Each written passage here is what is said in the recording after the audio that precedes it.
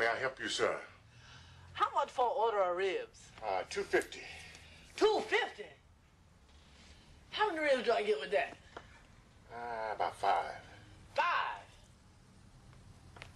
So I guess that's about 50 cents a rib, huh? Yeah, about. Let me get one. Right on. One order ribs. No. One rib. One rib. I sure am hungry.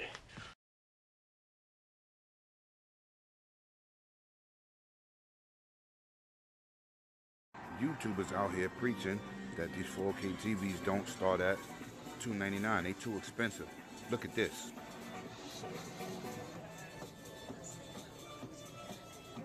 Introducing new Nintendo 43-inch 4K Ultra HD, and look at this one. This one is $399.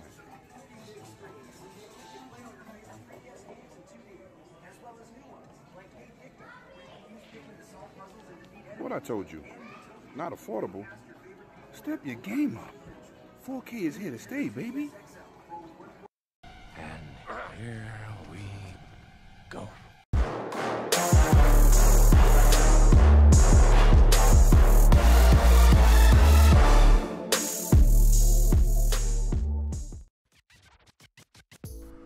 What's happening, YouTube? It's K-Mega405 live from the 405, where I'm just your regular gamer talking to the intelligent gamers. Now, there's been no question that there's been a lot of people from the gaming media and also from pro PlayStation channels that likes to get into people's wallets and tell people how they should spend their money on their favorite hobby. They basically tell you that if you want to invest into the Xbox One S or the Xbox One X, then you must have a 4K television. In some cases, they went as far as about the whole HDR thing, that you can get it on the vanilla PlayStation, which I have the PlayStation Slim myself, and no, there is no HDR capability on there, and if it is, it's very slight. I've seen it. It has nothing that's in comparison to what the Xbox One S does with their games, but okay, take it for whatever it is. But if you wanted to invest into the PlayStation Pro, you had to pay for what was it, $450 for that console? And if you wanted to get a 4K television, if you did not already have one, and if you did get one, you might not have the HDR capability on it, so that means you might have to get another one. And if you were interested in VR, the PlayStation VR together, you're talking about anywhere from the likes from $1,200 to over $2,000. But again, they want to get into your wallet and tell you that it is a bad investment to get the Xbox One X.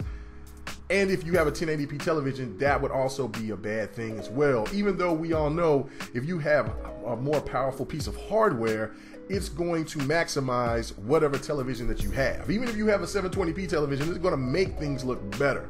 So everything that I'm just trying to say is that, look, if you bought all of those things at one time for the PlayStation, kudos. If people want to get a 4K television for their Xbox One X, kudos. This is not a cheap hobby. But a lot of these people run around and say, I want to bargain shop, I want to do this, I want to do that. And really, in all actuality, the only thing that you're telling us is this.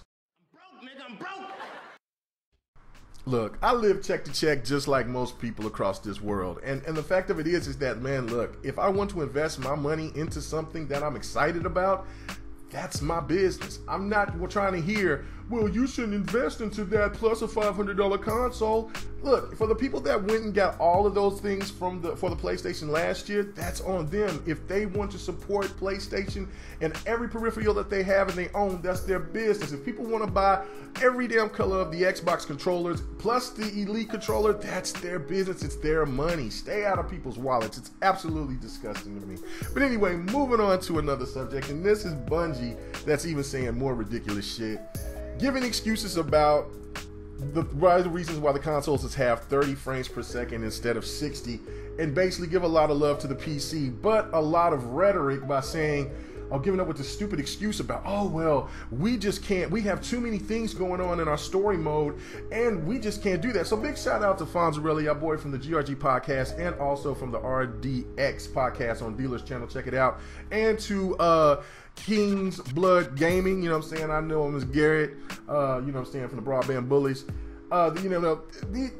This thing is ridiculous, man. Look, you got Halo 5. Just think about the Warzone. Just think about Battlefield 1. Just think about even Titanfall. All these type of games. Shit. Even Call of Duties. All of these games are 60 frames per second. So this was the biggest excuse that I've ever heard.